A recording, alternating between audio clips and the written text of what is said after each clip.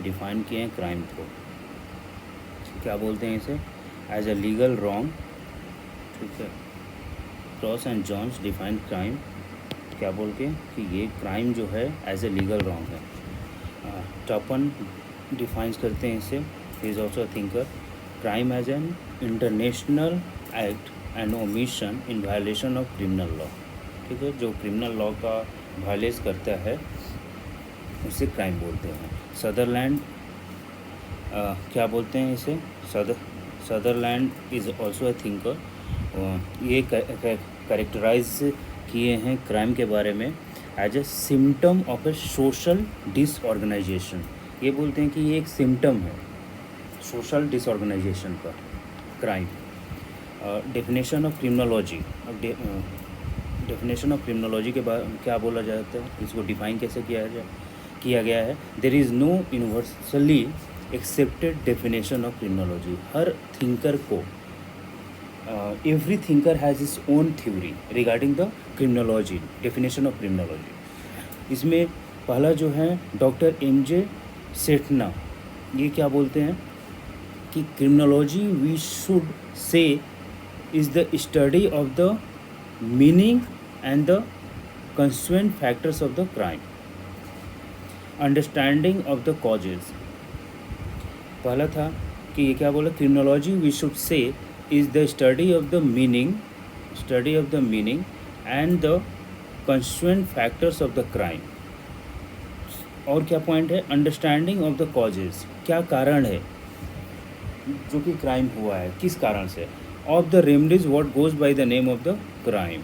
ठीक है, तो डॉक्टर एम.जे. सेठन का है कि criminology we should say is the study of meaning and the constituent factor, क्या फैक्टर था जिससे कि क्राइम हुआ था, उसका अंडरस्टैंडिंग ऑफ द कॉजेज, कारण, और of the remedies what goes by the name of the crime. Donald Taft, TAFT, Donald Taft, ये क्या बोले हैं? He is also a thinker. Doctor M J. Sethna he भी थिंकर है। अब ये क्रिमिनोलॉजी को कैसे डिफाइन किए हैं कि the study which includes all subjects matter necessary, the study which includes all subject matters necessary to the understanding, prevention of crime, together with punishment or treatment of delinquent of criminals। ठीक है, punishment और treatment of delinquent of criminals. तो Donald Taft, TAFT, Donald Taft क्या बोला? The study which includes all subject matter necessary to the understanding prevention of crimes together with punishment और treatment delinquent of criminals. ठीक है, Webster क्या बोलते हैं? Webster is also a thinker. ये बोलते हैं कि criminology is the scientific study of crime as a social phenomenon और क्रिमिनल और mental traits, there habits, their discipline. तो criminology is the scientific study, ये वेबस्टर का बोलना है कि ये क्रिमिनोलॉजी जो है वो एक साइंटिफिक स्टडी है जिसमें कि क्राइम जो है एज ए सोशल फेनोमिनन देखा जाता है। और इसको बोलते हैं कि जो क्रिमिनल और मेंटल ट्रेट उसका क्या है, देयर हैबिट्स, देयर डिसिप्लिन, ये सब के बारे में वो स्टडी किया जाता है साइंटिफिकली। एलियट एंड मेरिल के बारे में क्या है? Elliott and Merrill is also thinker who has given his theory regarding criminology. इसमें क्या बोलते हैं कि criminology may be defined as the scientific study of crime and its treatment. ठीक है, ये बोल रहा है कि वेबस्टर भी साइंटिफिक स्टडी बोलते हैं, एलियट एंड मेरिल भी साइंटिफिक स्टडी बोल रहे हैं जिसमें कि क्राइम एंड इट्स ट्रीटमेंट के बारे में पढ़ने के लिए।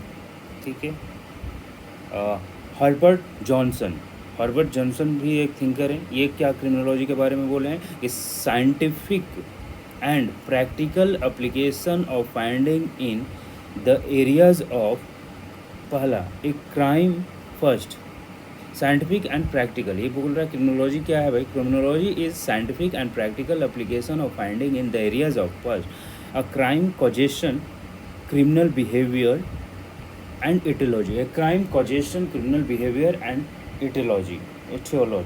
ठीक है, सेकेंड नंबर है the nature of social reaction as symptom. Second क्या बोल रहे हैं कि क्या है भाई, कौन सा एरिया में? तो पहला है crime causation, criminal behaviour, aetiology. Second है the nature of social reaction as a symptom of the characteristics of society.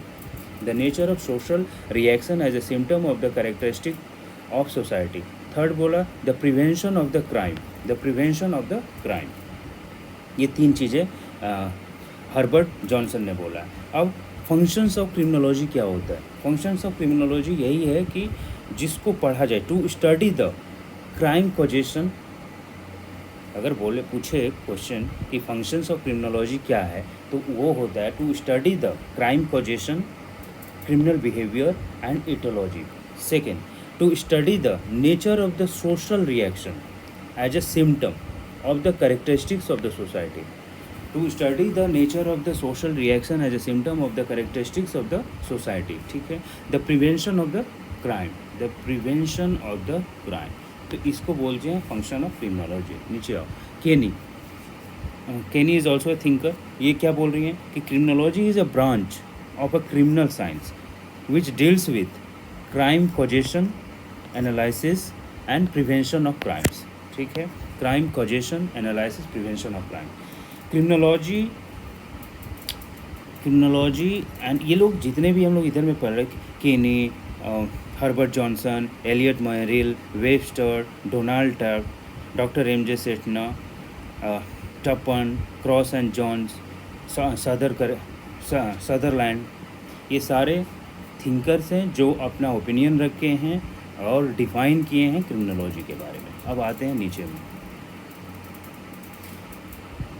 Criminology nature and scope. Criminology nature and scope. ठीक है. क्रिमिनोलॉजी का नेचर एंड स्कोप. ठीक है.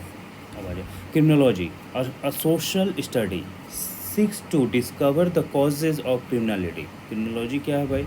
कि अ social study है जिसमें seek to discover करता है, क्या खोजने का कोशिश क्या करता है, क्या कारण है ऑफ क्रिमिनलिटी का, and suggest remedies to reduce crime. Criminology में यही है कि उसमें सीखने को मिलता, स्टडी करने को मिलता है कि क्या रीज़न है जिसके वजह से क्राइम होता है और कैसे उसको कम किया जा सके. ठीक है. इसका two cardinal principle of criminality. दो मेन प्रिंसिपल है क्रिमिनल लाइबिलिटी का. पहला कौन सा है? नलम क्रिसन सिन लेगे एंड नूला पोना सिन लेगे.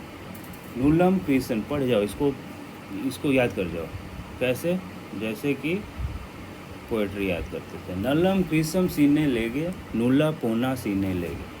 अब साइन बोलो, सीने, जो भी बोलना है बोल लो. ठीक है. अब आ जाओ इधर. No one. अब इसका नुल्लम क्रिसन सेन लेगे. अब इसमें क्या बोलता है कि no one is held criminally liable unless he has done. No one is held criminally liable unless he has done an act which is expressly forbidden under the criminal law and has a reprehensible state of mind to do it. ठीक है. No one is held criminally liable unless he has done an act which is expressly forbidden under the criminal law and has a reprehensible state of mind to do it. जब तक किसी को liable नहीं ठहराओगे, जब तक वो crime नहीं किया है तब तक उसको लायबल नहीं ठहरा सकते हो. No one is held criminally liable unless he has done an act which is expressly forbidden. ठीक है. नूला पोना सेने लेगे नल्ला पेना. There is no liability under the criminal law for doing something that is not prohibited. अगर कुछ ऐसा क्रिमिनल लॉ में प्रोहिबिट नहीं किया है तो उसका लाइबिलिटी नहीं बन सकता है तुम्हारे ऊपर. जिस क्राइम के बारे में कोई रूल नहीं है तो क्राइम हुआ ही नहीं है. जिस चीज़ के बारे में, तो उसका लाइबिलिटी कैसे होगा. तो बाय एल्मर हर्बर्ट जॉनसन ने क्या बोला इसके बारे में, ये इन्होंने स्कोप को कैसे किया है. तो scope of criminology classify into 3 category. किसके हिसाब से भाई? Elmer Herbert Johnson, a thinker, an eminent thinker called Elmer Herbert Johnson. He has defined scope of criminology that it is it is divided into 3 category. कौन सा? पहला crime causation, criminal behavior and etiology. Second में क्या बोल रहा है, किस तरह से क्या कारण है क्राइम का होने का, उसका बिहेवियर क्या था, एंड इटियोलॉजी। उसके बाद the nature of social reaction as a symptom of the nature of social reaction as a symptom of the characteristics of the society. The nature of social reaction as a symptom of the characteristics of the society. Nature of social reaction, कैसे social reaction होता है इन society में। The nature of social reaction as a symptom of the characteristic of the society. उसके बाद the prevention of the crime, किस way से prevent किया जा सकता है, कैसे, ways to prevent the crime. By Sutherland, ये भी एक थिंकर हैं, ये भी स्कोप के बारे में बोले हैं, स्कोप ऑफ क्रिमिनोलॉजी को बताए हैं कि ये 3 कैटेगरी में है। पहला the sociology of law, criminal aetiology and penology. The sociology of law, criminal aetiology and penology, ये 3 में डिवाइड किए हैं स्कोप को। The entire scope of criminology as follows, कैसे कि क्रिमिनल साइंस है, क्रिमिनोलॉजी क्या है, क्रिमिनल साइंस है, उसको पढ़ने के लिए क्या ये 3 पार्ट में होता है। पहला क्रिमिनोलॉजी, क्रिमिनोलॉजी में होता क्या, क्या पढ़ के क्या करोगे, तो investigation into the various causes of criminality, investigation into the various causes of criminality. Penology, treatment punishment control of crime, ठीक है, उसको पेनोलॉजी में ट्रीटमेंट भी किया जाता है, पेनल्टी का रूप से, पनिश के रूप से बोल सकते हो। उसमें क्या है, ट्रीटमेंट किया हो सकता है, पनिशमेंट, क्या ट्रीटमेंट दिया जाए उसको, क्या पनिशमेंट दिया जाए, कंट्रोल ऑफ क्राइम कैसे हो। क्रिमिनल लॉ इसमें है, तीन भाग में क्रिमिनोलॉजी को क्रिमिनल साइंस बोलते हैं, ये 3 भाग में हुआ है। क्रिमिनल साइंस है जिसका पार्ट है criminology, penology and criminal law. Implementation of criminal policies. अब इम्पोर्टेंस ऑफ क्रिमिनोलॉजी क्या है, क्रिमिनोलॉजी का इम्पोर्टेंस ये है जो कि crime, criminals and criminals behaviour के बारे में पढ़ने के लिए, स्टडी करने के लिए बता सकता है। और क्या बोलता है, study of criminal with basic assumption that no one is born criminal. एक ये साइंस है, इसमें बोला गया है कि इम्पोर्टेंस ऑफ क्रिमिनोलॉजी क्यों इसको क्रिमिनोलॉजी को पढ़ाई क्यों जाए। तो ये बोल रहा है कि पहला कि क्रिमिनोलॉजी से ये पता चलेगा कि क्राइम क्या होता है, क्रिमिनल्स क्या होते हैं और क्रिमिनल्स बिहेवियर क्या होता है, ठीक है। उसके बाद क्या होगा कि study of criminal with a basic assumption, एक धारणा बना के करते हैं कि कोई भी एज अ क्रिमिनल बॉर्न नहीं होता है। It treats reformation as the ultimate object of the punishment, ठीक है। क्या बोलता है, इट ट्रीट्स रिफॉर्मेशन, बोलता है कि मतलब अगर चेंजेज आ जाए, सुधार किया जाए वो लोग में, तो अल्टीमेट ऑब्जेक्ट ऑफ पनिशमेंट होता है उसके लिए। अब आ जाओ methods of study of criminology. क्या मेथड, वो तो इसको पढ़े हम लोग। अब ये सेकेंड आ गया मेथड्स क्रिमिनोलॉजी का। तो systematic study of criminology was first taken up by Beccaria. Beccaria is also a great thinker, eminent thinker. Beccaria is also known as father of criminology. Who is the father of criminology? Beccaria. Beccaria.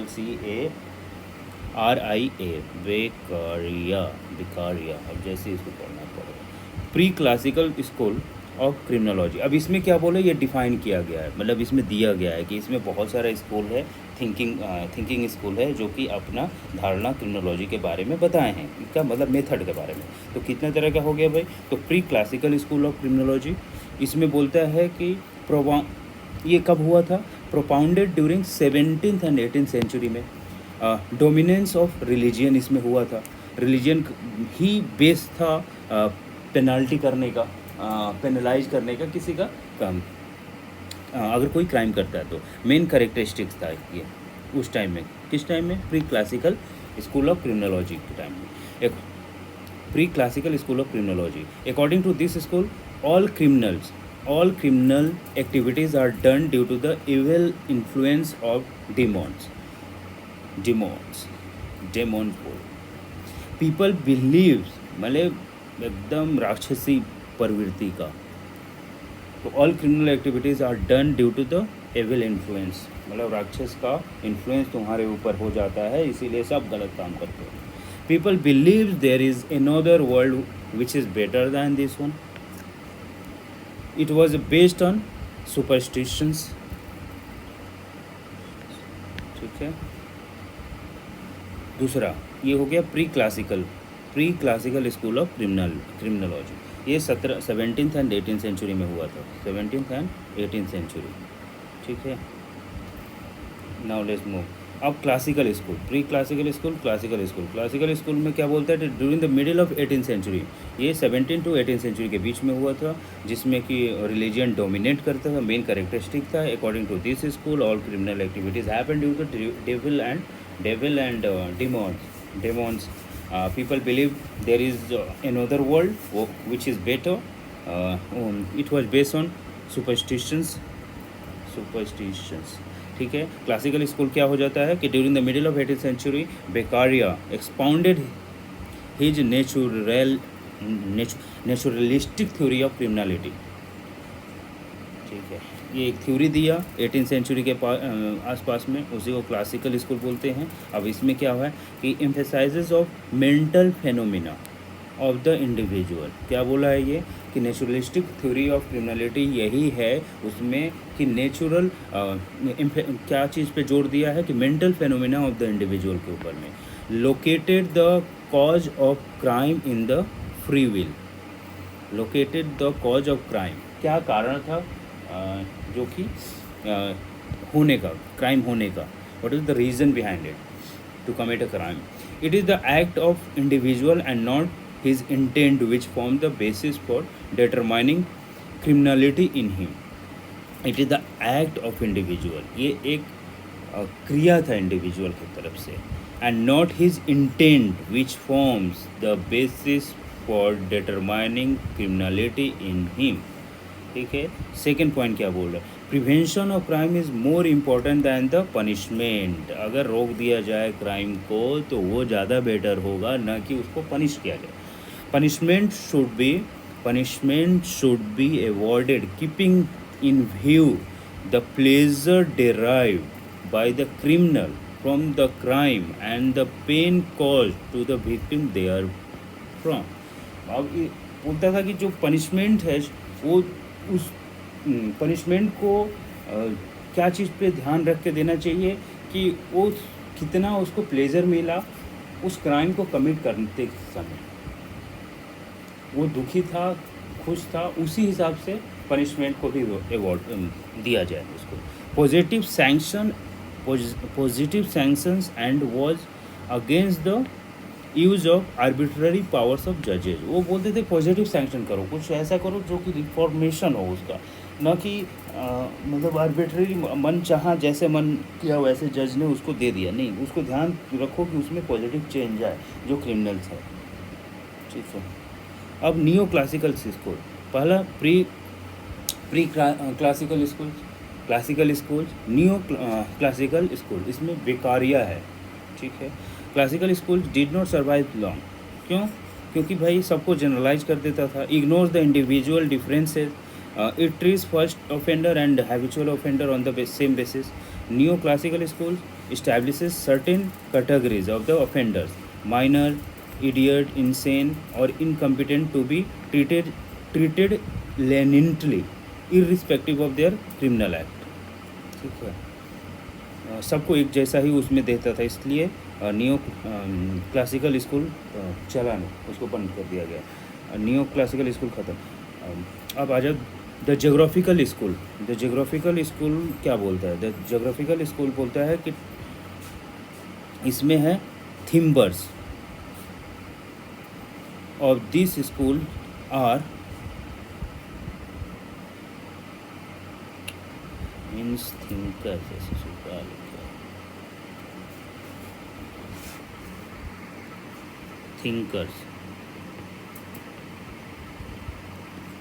ठीक है. thinkers of this school are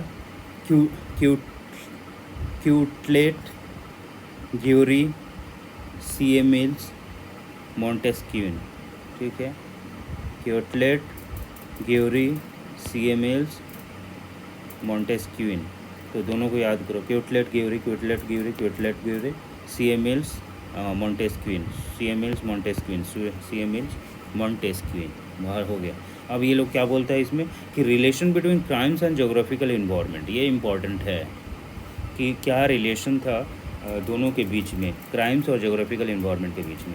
C A mills क्या बोलता है, सी A Mills बोलते हैं, he is also a thinker of the geographical school, he is saying that crimes roads vary with change in the barometric, crimes rate क्या कैसे vary करता है भाई, with changes in barometric pressures. ये I C A Mills जो thinker थे geographical location, geographical school का, ये बोल रहे हैं कि क्राइम रेट कैसे वैरी करता है।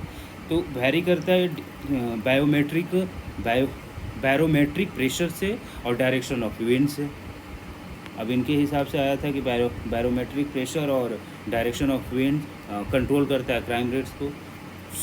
दूसरा थ्योरी बोलो, crimes are frequent in winter. अब यहाँ पे ये लोग जो थिंकर थे इस स्कूल का, ये बोलते थे कि जो क्राइम्स ज़्यादा होता है वो कब होता है, विंटर के समय में। क्राइम अगेंस्ट पर्सन, अब अगेंस्ट पर्सन पर्टिकुलरली इंडिविजुअल के जब क्राइम अगेंस्ट पर्सन अगर होता है तो वो कब होता है ज़्यादा, वो समर में होता है। तो पहला बोल रहा है क्या कि इसका 4 थिंकर हैं प्रोमिनेंट, जोग्राफिकल स्कूल का 4 थिंकर हैं। पहला जो है क्वेटलेट है, सेकेंड ग्वेरी है, सी ए मिल्स है, मॉन्टेस्क्विन है। इसमें क्या बोलता है कि relation between crimes and geographical environment, the geographical school emphasizing on that relation between crimes and geographical environment, ठीक है। Second again C.A. Mills is coming with his theory, he is saying that crime rates vary with changes in the barometric pressures and direction of wind. Again crimes are frequent in किस month में, winter के month में, और crime against person किस month में, summer के month में, ठीक है। अब आ जाओ positive school of criminology. Positive school of criminology में एमिनेंट स्कॉलर है Lombroso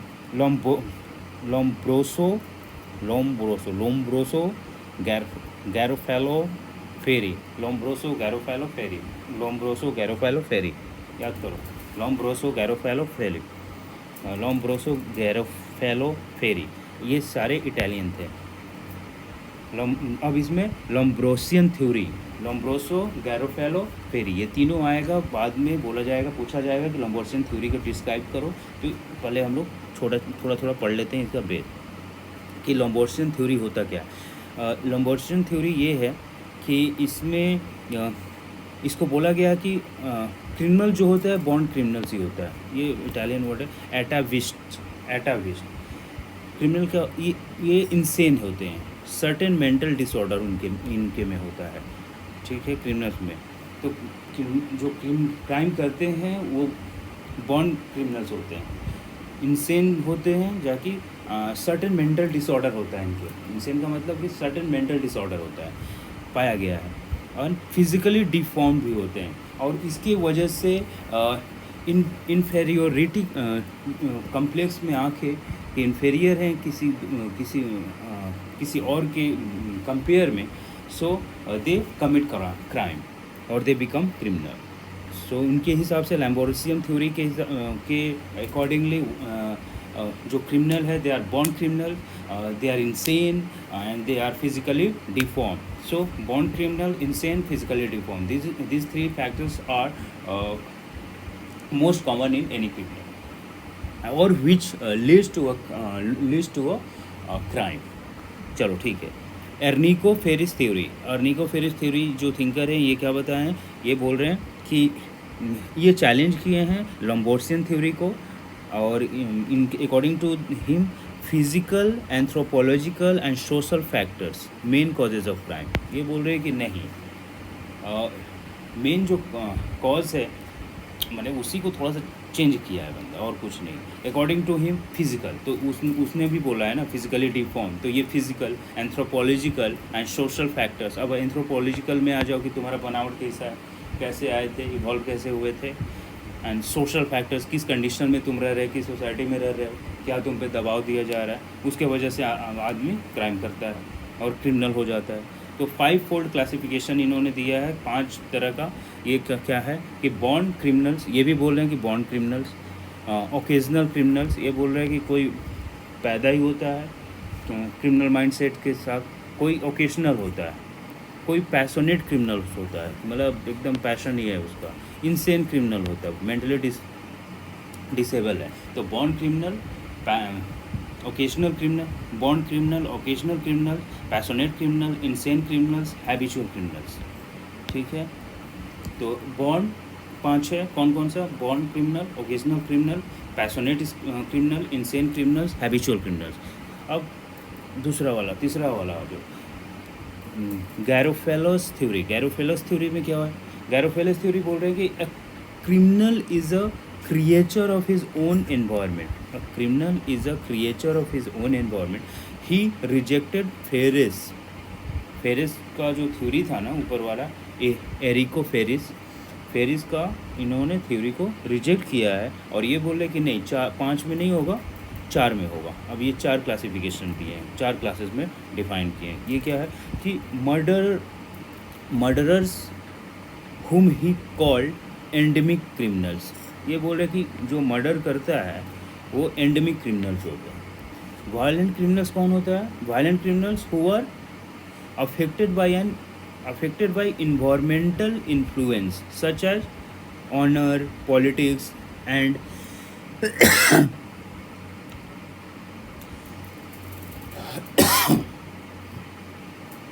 violent criminals who are affected by environmental influence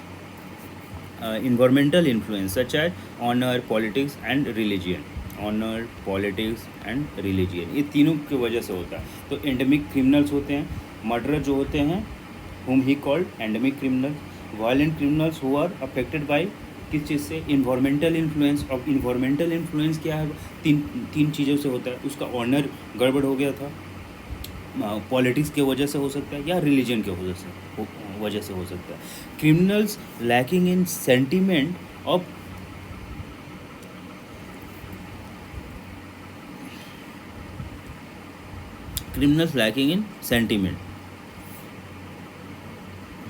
probity, lascivious or lustful criminals who commit crimes against chastity, lustful criminals। ठीक है, lascivious भी बोलते हैं और lustful, lust में आके जो क्राइम करता है। तो ये बोले 4 तरह का होता है। एंडेमिक क्रिमिनल्स होता है, इन्वायरमेंटल इन्फ्लुएंस जो होता है, वायलेंट जो क्रिमिनल होते हैं, violence criminal, endemic criminals, violent criminals, criminals lacking in sentiment of probity and lascivious और lustful criminals। ठीक है, endemic, violent, sentiment of probity या फिर criminals lacking in sentiment of probity और लस्टफुल क्रिमिनल्स, ये चार मेन है। अब आ जाओ clinical school of criminology. Clinical schools of criminology में क्या है? क्लिनिकल स्कूल ऑफ क्रिमिनोलॉजी में बोलता है emotional aspect of human nature. Clinical में इमोशनल एस्पेक्ट को ध्यान देना चाहिए, इसी की वजह से हो सकता है। Emotional aspects of human nature.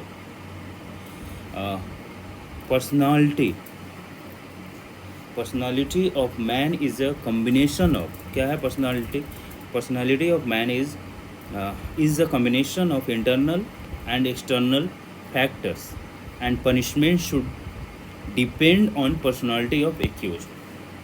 ठीक है, तो पर्सनालिटी के ऊपर में भी तुम पनिश करना है तो करो, और वो भी रीज़न होता है, कॉज होता है और फैक्टर होता है क्राइम के लिए। ठीक है, तो personality of a man is a combination of internal and external factor and punishment should depend on personality of the accused. Sociological school of criminology. अब सोशियोलॉजिकल स्कूल ऑफ क्रिमिनोलॉजी में क्या बोलता है कि causes of crimes into social environment, causes of crimes into, ये last school है। Sociological school of criminology, causes of crimes into social environment. ठीक है, ये बोल रहा है कि जो क्राइम कॉज होता है वो वो किस फैक्टर पे ज़्यादा करके बेस होता है, वो सोशल एनवायरनमेंट की वजह से। Crimes were consequences of human tendency to imitate अब क्राइम बोल रहा है कि इमिटेट ह्यूमन टेंडेंसी का ये है कि इमिटेट करने का ये रहता है, ट्रेड रहता है। अब बाई ट्रेड, बाई टर्डे ये एक थिंकर हैं, ये बोल रहे हैं कि कॉजेज़ ऑफ क्राइम्स क्या होता है। कॉजेज़ ऑफ क्राइम्स में बोल रहा है इनके हिसाब से कि मोबिलिटी के कारण हो सकता है, कल्चर के कारण हो सकता है, religion is the one of the reason, economy, political, ideologies, density of population and employment situation ETC।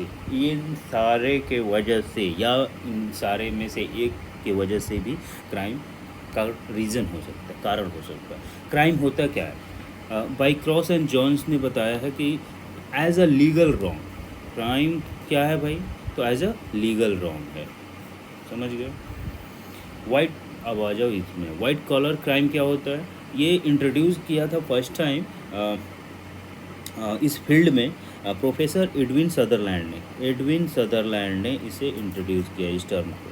The term was coined by Sutherland in 1939 in his presidential address to the American sociological society. पहला बार जो इस term को लाया गया white collar crime को professor Edwin Sutherland ने, और प्रेसिडेंशियल इलेक्शन के टाइम में, that is in 1939। White collar crime होता क्या है? आ जाओ। अ crime committed by a person, white collar crime क्या होता है? Crime committed by a person of a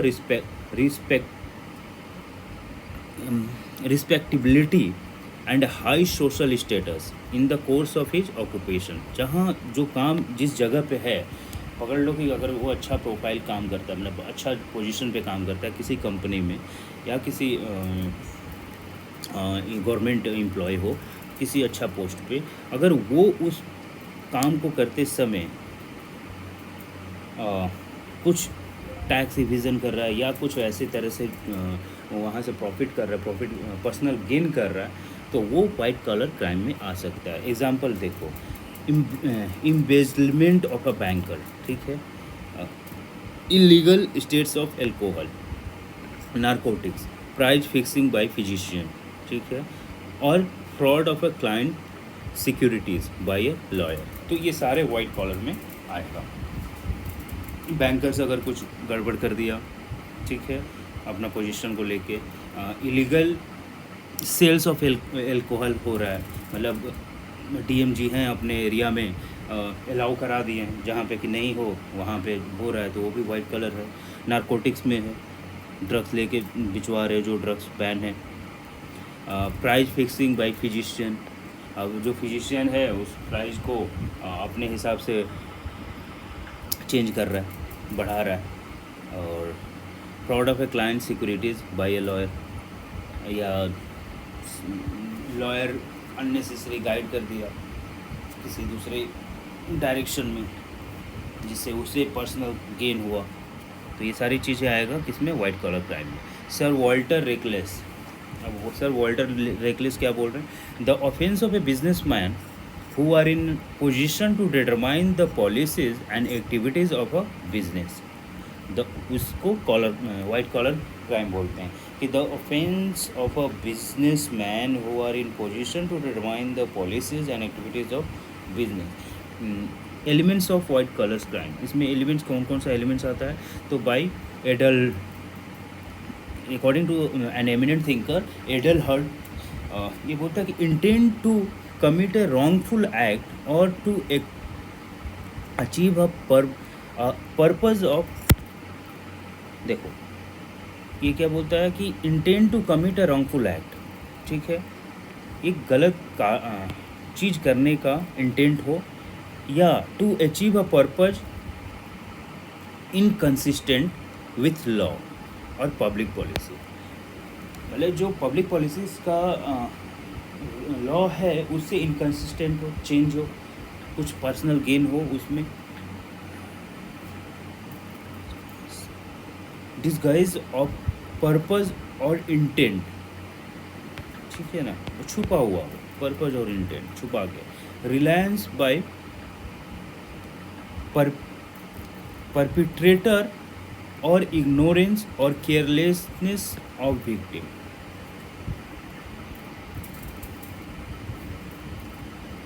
classification of, ये 3 है, इसमें से कुछ भी समझ जाओ कि जो intend to commit a wrongful act or to achieve a purpose inconsistent with law or a public policy, uh, disguise of purpose और इंटेंट, जो कारण हो उसको छुपा लें, ओरिजिनल कारण को। Classification of white collar crimes 3 में डिवाइड किया है: personal crimes, abuse of trust, business crimes. Personal abuse of trust, personal crimes, abuse of trust, business crime. Organised crimes क्या होता है? It is an act committed by 2 or more criminals as a joint venture in an organised manner. ठीक है, 2 से अधिक। It is an act committed by 2 or more criminals. It is an illegal act which the members of an unlawful association commit with their mutual cooperation and adventure. इसमें कुछ समझने का नहीं है। क्रिमिनल ऑर्गेनाइजेशन क्या होता है? Organisation predatory crime. इसमें क्रिमिनल ऑर्गेनाइजेशन में 4 तरह का टोटल है। पहला बोलता है organisation predatory crime, crime syndicate, criminal racket, political graft. तो प्रीडेटरी क्राइम क्या होता है? कॉमनली ऑकर, क्या? थेफ्ट, डकैती, extortion, kidnapping, pick pocketing. Criminal organisations predatory crime, criminal syndicate, criminal racket, political craft. उसके बाद क्राइम सिंडिकेट। क्राइम सिंडिकेट क्या बोलता है कि सर्टेन इलीगल प्रोहिबिटेड सर्विसेज ये लोग करता है क्राइम सिंडिकेट। प्रीडेटरी क्राइम समझ गया, कॉमनली ऑकर होता है, जैसे थेफ्ट, चोरी कर लिया, डकैती कर लिया, extortion, kidnapping, pick pocketing. Crime syndicate certain illegal prohibited service, gambling, bootlegging, commercialized prostitution, supply of narcotics, drugs and other intoxicants etc. Criminal racket क्या होता है? Criminal racket extortion of money involve होता है। रेसिडिविज्म इसमें क्या है?